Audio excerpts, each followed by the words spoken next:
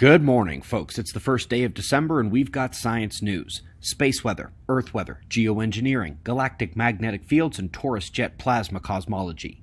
Beginning at spaceweathernews.com, we find the last day on our star very quiet. We do have coronal holes, no sunspots or solar flares. We did have a small filament blow out over the southeastern limb, zooming in on it here to see the only eruptive behavior of the last day. The solar wind is up next.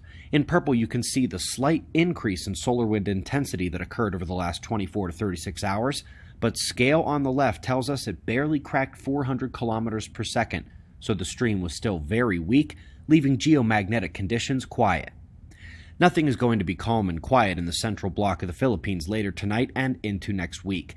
The slow-moving system is planning a sightseeing vacation and plans to trudge across the country with no rush whatsoever. Major flood potential, eyes open. An exceptionally rare November tornado dropped in Iowa. The low in the states is developing strong storms on its southeastern side and more snow and record cold on the northwestern side. Looking at the low pressure cell in the U.S., we can see that its wind convergence to the southeast is where the strongest storms develop. This is because at that line where the winds crash together, the air masses have different moisture, temperature, aerosols, electric potential, etc. These are all equalized as they mix, and the rapid changes result in energetic conditions. There is indeed more on deck for today as the system tracks eastward, while that next Pacific storm begins affecting the west. Today we'll kick off the science news with an examination of space weather risk both in one circumstance and then broader in general. Using historical events that have affected the electrical system, they confirm one of the more devastating potential power disruptions for the U.S. in solar storms, and then more broadly for the world.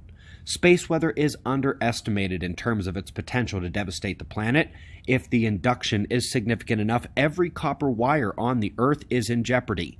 Just a reminder that this risk increases by the day as Earth's magnetic field continues to weaken.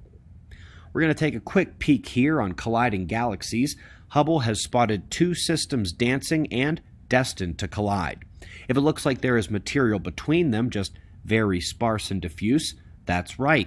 It's from their first flyby interaction, where some of the gases wound up stripped from the system and in the middle. Up next, one of the worst ideas in human history, weather modification. More specifically, geoengineering by stratospheric aerosols to block sunlight. In a new paper, they describe yet another reason why this is a terrible idea. Some regions are going to get disproportionate effects, while others may actually be harmed by the process, taking effects that are completely opposite to that which is intended.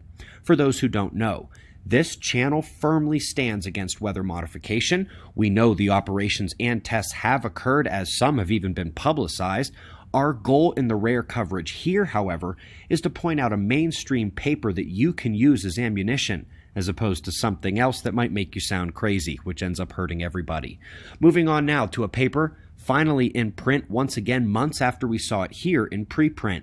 The reversing magnetic field of the galactic sectors is detailed in two papers that also go over the field's strength and effect on cosmic ray propagation.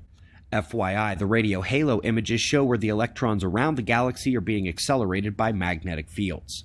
Last but not least, great to get back to the Taurus jet model.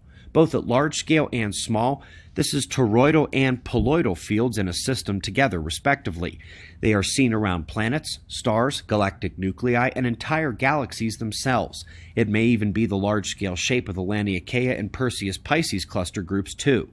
Once again here, it's the use of radio to spot magnetic field effects on electrons, and for those newer to the program and not entirely sure what the Taurus jet model looks like, this is what we've got in mind. Folks, we greatly appreciate your support. Thinking about your conversations with others about geoengineering or other topics in the community, and that comment I made about sounding crazy, ask yourself, do you come across like a gardener caught in a war or a warrior in a garden? Got wind map forecasts and shots of our star to close? We'll do this all again tomorrow, right here, but right now it's 4:20 a.m. in the new Valley of the Sun. Eyes open, no fear.